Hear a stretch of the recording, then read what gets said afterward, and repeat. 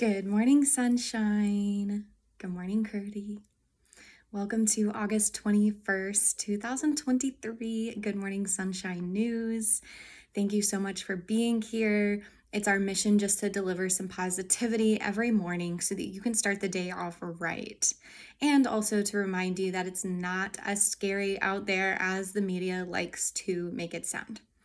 So, we're just going to jump right in today.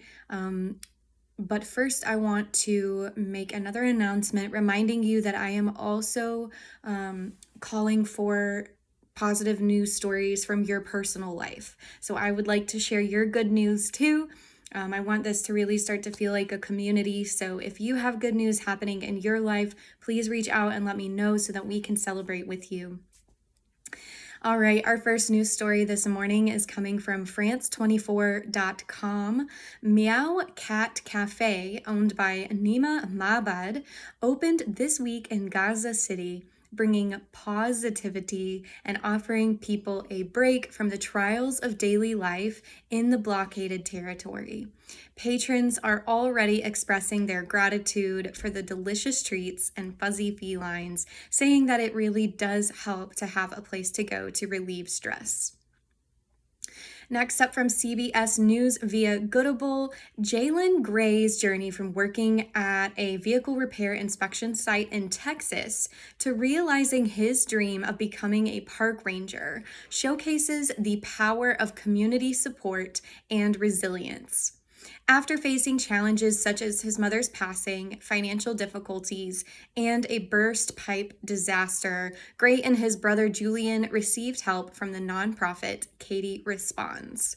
With the support of donors and volunteers, their home was restored, and Jalen was even granted the opportunity to return to college to pursue his dream career.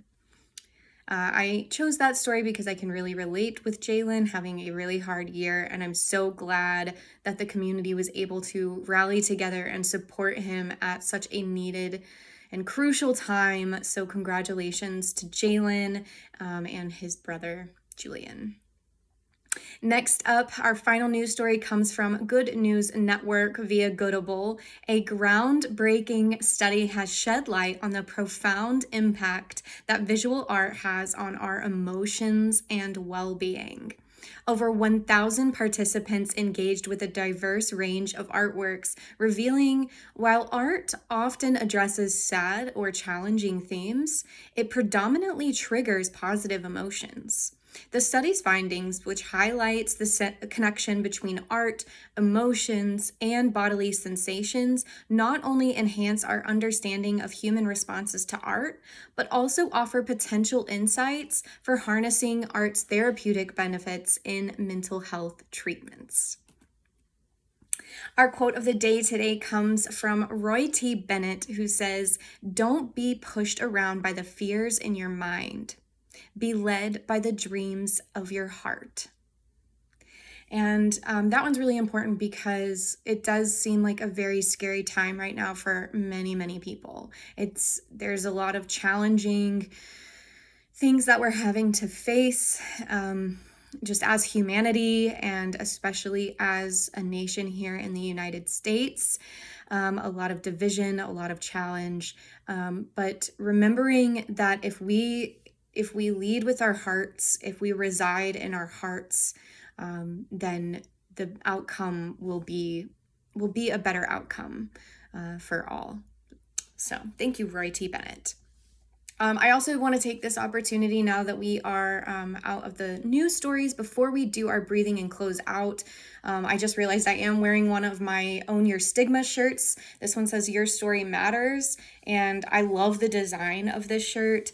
I'm a really big fan of Own Your Stigma. They are an apparel company that is doing a lot of things for the mental health communities, starting conversations that matter and donating some of the proceeds to mental health charities. So if you would go over to ownyourstigma.com and browse their selection of apparel. They have some coffee cups, some hats, some stickers, things like that.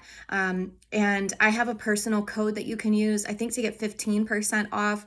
All you have to do is put in the code silence stigma at checkout, and you can grab a discount on your very own awesome mental health advocacy apparel. All right, so as always, we're going to do our 3 conscious breaths.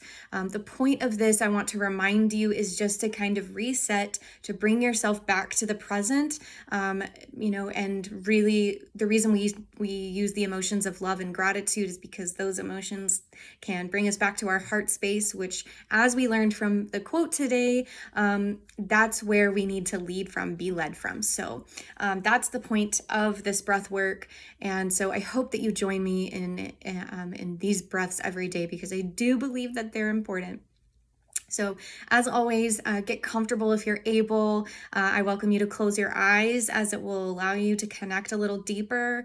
And then also, as we're thinking of love and gratitude with our inhales and exhales, if you can think of a person or a situation to connect to those feelings, that something that brings those feelings up in you, it will also deepen this practice. So be thinking about that. And let's go ahead and take our first inhale of love, breathing slightly deeper than you normally breathe, but don't force it. So inhale love, and exhale gratitude.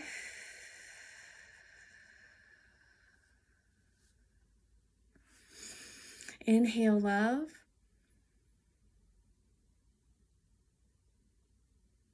and exhale with gratitude.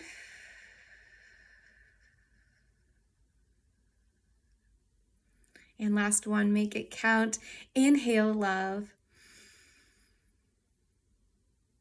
breathing all the way into the belly. And exhale gratitude, really pushing that exhale all the way out. Getting rid of any stagnant air in your body. Very good. All right, guys, thank you so much for being here. Happy Monday. I hope you have a fantastic day, and I will see you back here tomorrow morning for another episode of Good Morning Sunshine.